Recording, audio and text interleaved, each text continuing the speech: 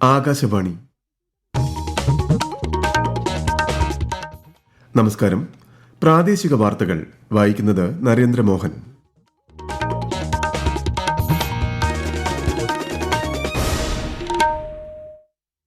പ്രധാന വാർത്തകൾ.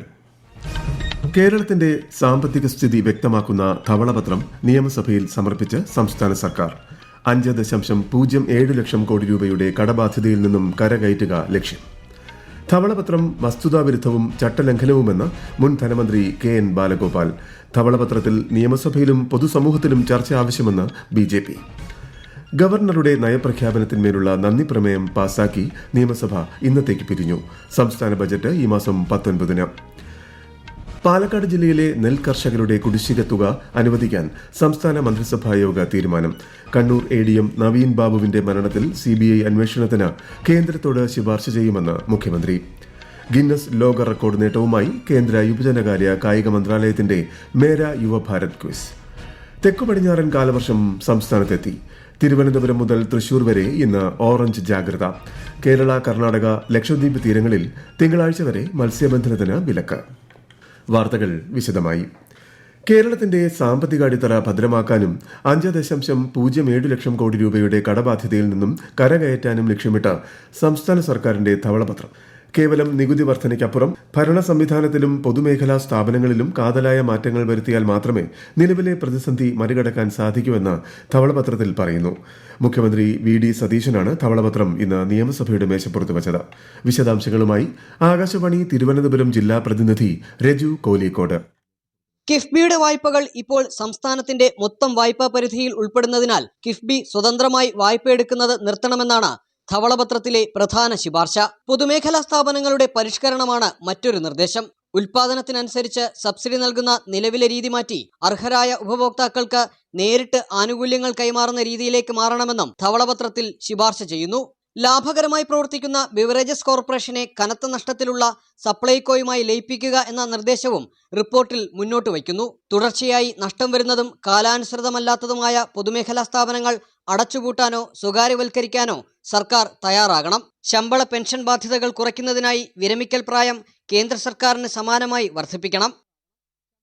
ധവളപത്രം രാഷ്ട്രീയപരമായ രേഖയല്ലെന്നും സംസ്ഥാനത്തിന്റെ ധനസ്ഥിതി സംബന്ധിച്ച വിദഗ്ധ അഭിപ്രായം ഉൾപ്പെടുത്തിയുള്ള യാഥാർത്ഥ്യങ്ങളാണെന്നും മുഖ്യമന്ത്രി VD സതീശൻ നിയമസഭയിൽ പറഞ്ഞു.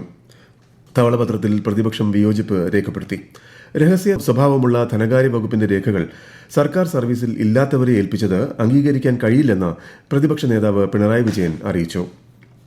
ധവളപത്രം വസ്തുതാവിരുദ്ധവും ചട്ടലംഘനവുമാണെന്ന് മുൻ ധനമന്ത്രി KN ബാലഗോപാൽ. പൊതുമേഖലയുടെ സ്വകാര്യവൽക്കരണം ലക്ഷ്യം വെച്ചുള്ള രേഖയാണിതെന്നും അദ്ദേഹം വാർത്താസമ്മേളനത്തിൽ പറഞ്ഞു. ഈ രേഖയിൽ ഒരു പ്രധാന ഗുണം അദ്ദേഹം പറഞ്ഞുകൊണ്ടിരുന്നു, കേരളം വലിയ സാമ്പത്തിക പ്രതിസന്ധിയിൽ വലിയ കടക്കണിയിലാണ് എന്നുള്ള കാര്യം പോയി. കഴിഞ്ഞ വർഷം നിങ്ങളോട് 6 ലക്ഷം കോടിയാണ് കേരളത്തിന്റെ കടം എന്നാണല്ലോ അദ്ദേഹം പറഞ്ഞുകൊണ്ടിരുന്നത്. അപ്പോൾ അന്ന് ഞാൻ ഇതുപോലെ 6 ലക്ഷം കോടിയൊന്നും ഇല്ല എന്ന് പറഞ്ഞപ്പോൾ അങ്ങനൊന്നും അല്ല എന്നാണല്ലോ പറഞ്ഞുകൊണ്ടിരുന്നത്. ഇന്നത്തെ ഈ രേഖയ്ക്കകത്ത് 5,07,000 കോടിയാണ് കേരളത്തിന്റെ ആകെ കടമെന്ന് പറയുന്നത്. ആ നുണ അത് തെറ്റിപ്പോയി എന്ന് ഇറക്കിയ ഈ ധവളപത്രത്തിന്റെ പുസ്തകത്തിലുണ്ട്. സംസ്ഥാന സർക്കാർ പുറത്തിറക്കിയ ധവളപത്രത്തിലെ കാര്യങ്ങൾ നിയമസഭയിലും പൊതുസമൂഹത്തിലും ചർച്ച ചെയ്യണമെന്ന് MLAയും BJP സംസ്ഥാന അധ്യക്ഷനുമായ രാജീവ് ചന്ദ്രശേഖർ മാധ്യമങ്ങളോട് പറഞ്ഞു. നമ്മളുടെ സംസ്ഥാനത്തിന്റെ സാമ്പത്തിക സ്ഥിതി മോശം, ദുർബലം എന്ന് പറഞ്ഞാൽ മാത്രം പോരാ. നമ്മുടെ ഭാവി ബാധിക്കുന്ന ഒരു സ്ഥിതിയിലാണ് നമ്മൾ കൊണ്ടുവന്നിരിക്കുന്നത്. ഇതിനെക്കുറിച്ച് ചർച്ച ചെയ്യണം. ഇത് പൊളിറ്റിക്കൽ ഡോക്യുമെന്റ് ആണോ മറ്റേതു ഡോക്യുമെന്റ് ആണോ അതല്ല വിഷയം. ആ ഡോക്യുമെന്റിൽ പറഞ്ഞ യാഥാർത്ഥ്യം പൊതുസമൂഹത്തിൽ എല്ലാവരും ചർച്ച ചെയ്യണം, മനസ്സിലാക്കണം.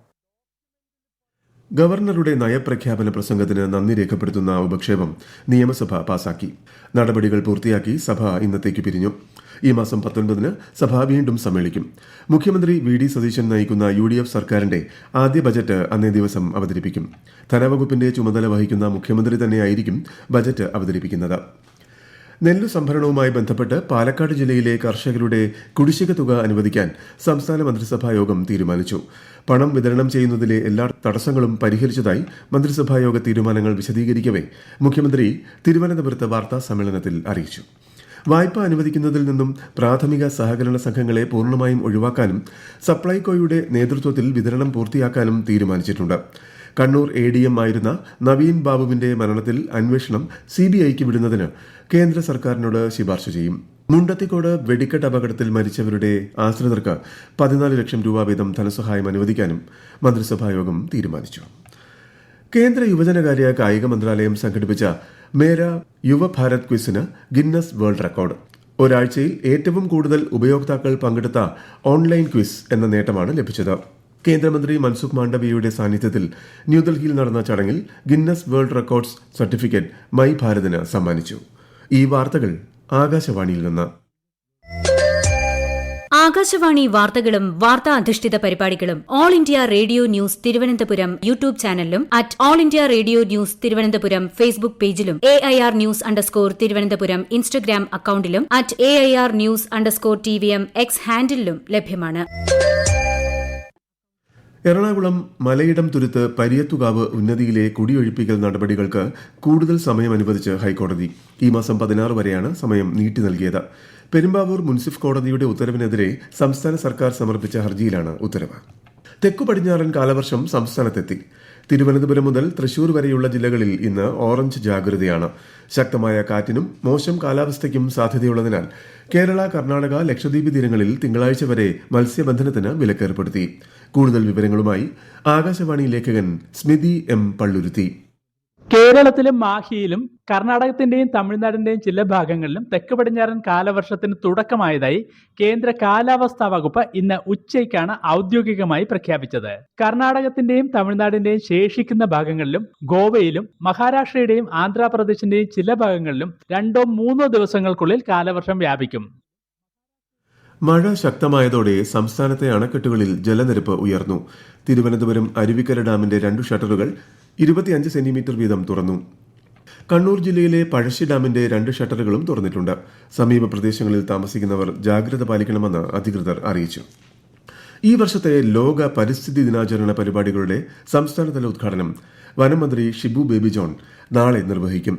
തിരുവനന്തപുരം വനംവകുപ്പ് ആസ്ഥാനത്ത് നടക്കുന്ന ചടങ്ങിൽ വനമിത്ര പുരസ്കാര വിതരണവും സ്കൂളുകളിലെ ഫോറസ്ട്രി ക്ലബ്ബുകൾക്കായി തയ്യാറാക്കിയ ലോഗോ പ്രകാശനവും നടക്കും. പ്രകൃതിയിൽ നിന്നും പ്രചോദനം, കാലാവസ്ഥയ്ക്കായി, നമ്മുടെ ഭാവിക്കായി എന്നതാണ് ഈ വർഷത്തെ പരിസ്ഥിതി ദിന സന്ദേശം.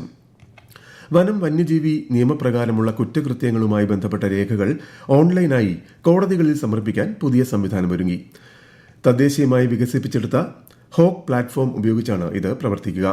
നാളെ നടക്കുന്ന ലോക പരിസ്ഥിതി ദിന ചടങ്ങിൽ മന്ത്രി ഷിബു ബേബി ജോൺ ഔദ്യോഗികമായി അവതരിപ്പിക്കും. വിദ്യാർത്ഥികളിൽ കാർഷിക അവബോധം വളർത്തുന്നതിനും പരിസ്ഥിതി സംരക്ഷണ പ്രവർത്തനങ്ങളിലേക്ക് കൂടുതൽ അടുപ്പിക്കുന്നതിനുമായി നടപ്പിലാക്കുന്ന കതിര് പദ്ധതി നാളെ മുഖ്യമന്ത്രി VD സതീശൻ ഉദ്ഘാടനം ചെയ്യും. പരിസ്ഥിതി ദിനത്തോടനുബന്ധിച്ച് കൃഷി വകുപ്പ്, പൊതുവിദ്യാഭ്യാസ വകുപ്പിന്റെ സഹകരണത്തോടെയാണ് പദ്ധതി നടപ്പാക്കുന്നത്. എറണാകുളത്ത് H1N1 ബാധിച്ച് വയോധിക മരിച്ചു. പാലാരിവട്ടം സ്വദേശി ലളിതാംബികയാണ് മരിച്ചത്. ശ്വാസതടസ്സം അനുഭവപ്പെട്ടതിനെ തുടർന്ന് സ്വകാര്യ ആശുപത്രിയിൽ ചികിത്സയിൽ കഴിവെ കഴിഞ്ഞ ദിവസം ആണ് രോഗം സ്ഥിരീകരിച്ചത്. പ്രധാന വാർത്തകൾ വീണ്ടും. കേരളത്തിന്റെ സാമ്പത്തിക സ്ഥിതി വ്യക്തമാക്കുന്ന ധവളപത്രം നിയമസഭയിൽ സമർപ്പിച്ച് സംസ്ഥാന സർക്കാർ. 5.07 ലക്ഷം കോടി രൂപയുടെ കടബാധ്യതയിൽ നിന്നും കരകയറ്റുക ലക്ഷ്യം.